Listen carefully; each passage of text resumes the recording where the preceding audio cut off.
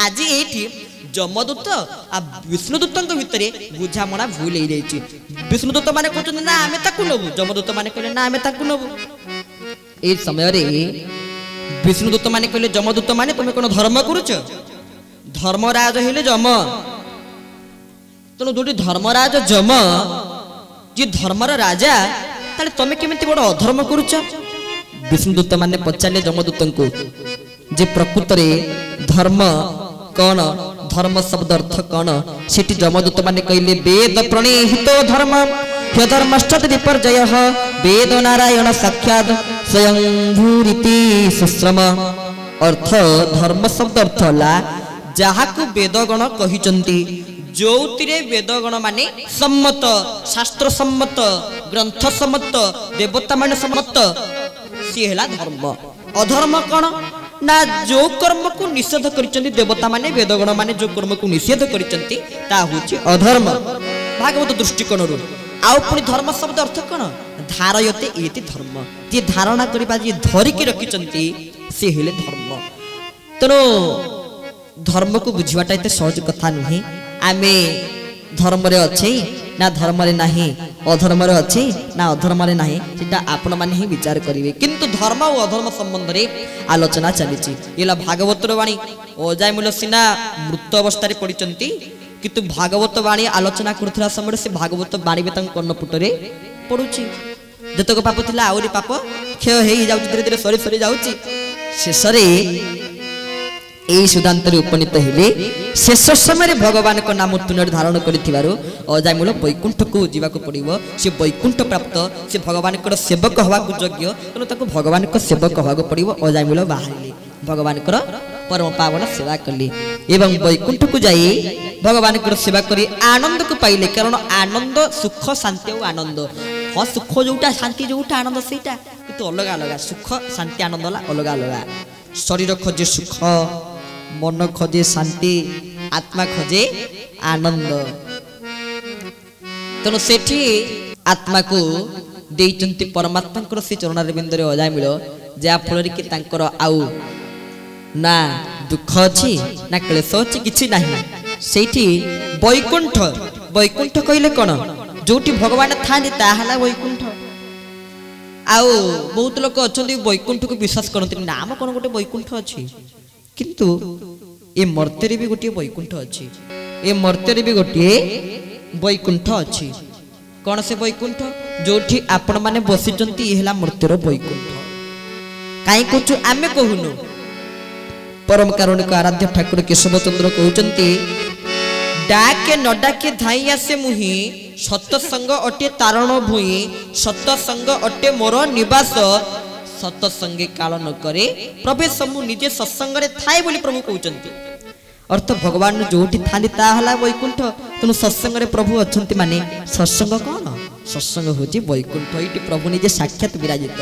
आ आपण माने वर्तमान कोठी अछंती, वैकुंठ रे अछंती। कारण बहुत लोक अछंती से कहबे मु छातु ऊपर प्रवचन सुनुची, बहुत लोक कहबे मते तो माइक सुबाउची मु सिडी सुनुची, किंतु सत्संग रे बसी सुनी पारुचे कि एठी जो माने आसीबे एई खंडमंडल को ए परिवेश को जो माने आसीबे सेई माने हेले बच्छा ग्राहक बाची बाची करी से माने आसीबे। सबुठ मते खाली खुशी लागिला आपण माने जो कहिले ई जो पोको उडुचंती, तापर सत कथा हमकु ई पोको आज जाऊ उडनांती, हमकु डिस्टर्ब करनांती, हमकु भल लागुची। आ पोको भी ताले बच्छा ग्राहक ठीक देखंतु पोको माने को जीवन भी ताले दुर्लभ वर्तमान, सत कथा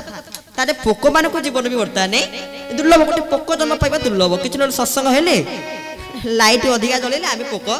बाहर भी सत्संग शुणी पारिबो, आम कर्ण मधुर हो माने पोकों जीवन दुर्लभ तो कहि परिबानी। कान मडी जागड़ा खाउची, शास्त्र अनुसार ए मनुष्य जीवन हला दुर्लभ। काई कि दुर्लभ तार मध्य कारण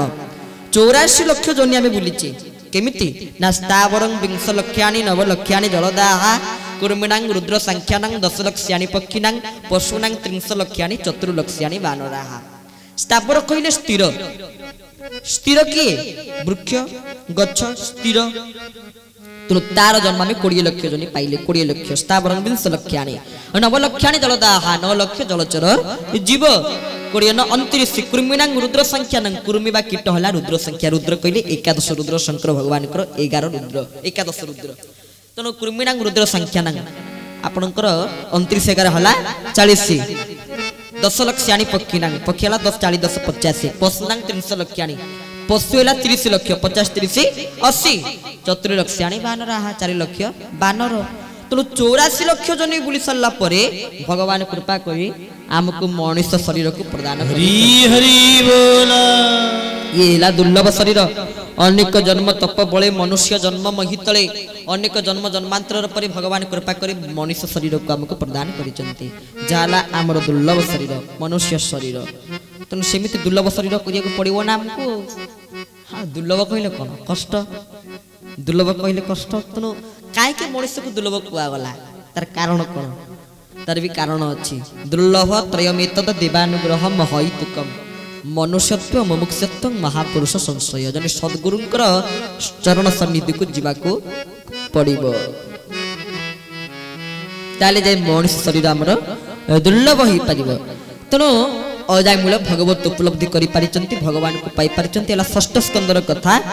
आ षष्ठ स्कंद को जी सुनन तांकर पोषण कइले भगवान को कृपा तांको मिली जाय कृपा कोन करिकिरी पाइबा हला कृपा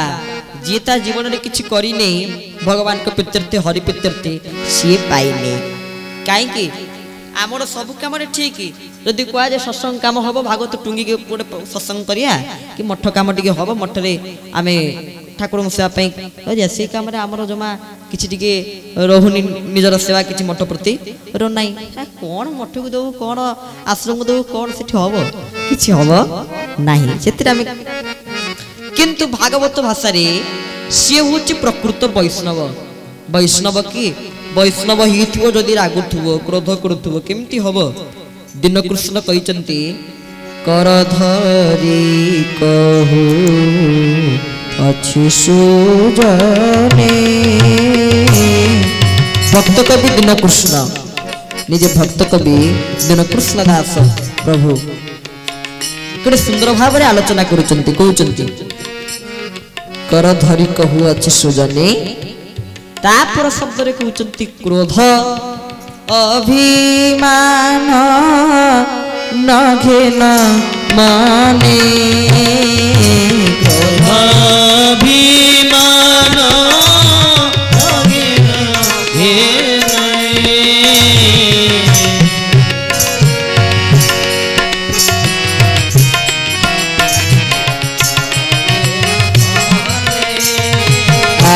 क्रोध अभिमान नघेन माने प्रभु नघेन माने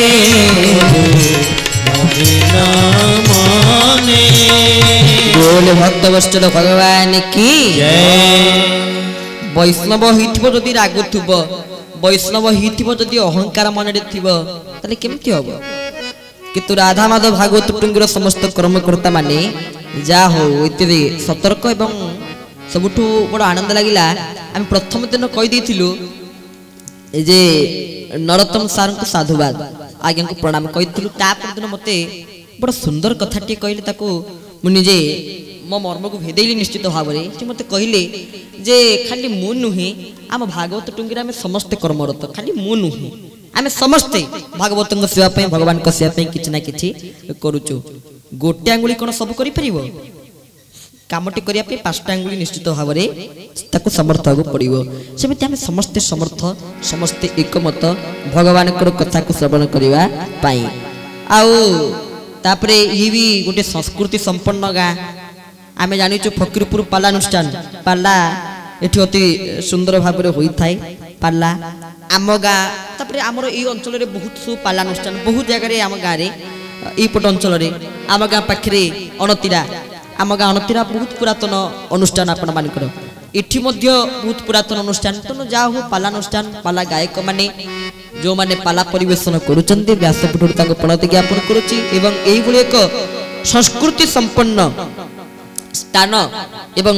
पीठाधीश्वर सप्तेश्वर समस्त श्री चरणारविंद रे पणिपात ज्ञापन करुच्ची तेणु षष्ठ स्कंद को शुणिले भगवान को कृपा मिली थाए तापर आसरे सप्तम स्कंदर लक्षण कौन उत्ति पोषण मुतय उत्ति उत्तिर शब्द अर्थ है वासना वासना भी दुई प्रकार गोटे शुभ वासना आ गोटे अशुभ वासना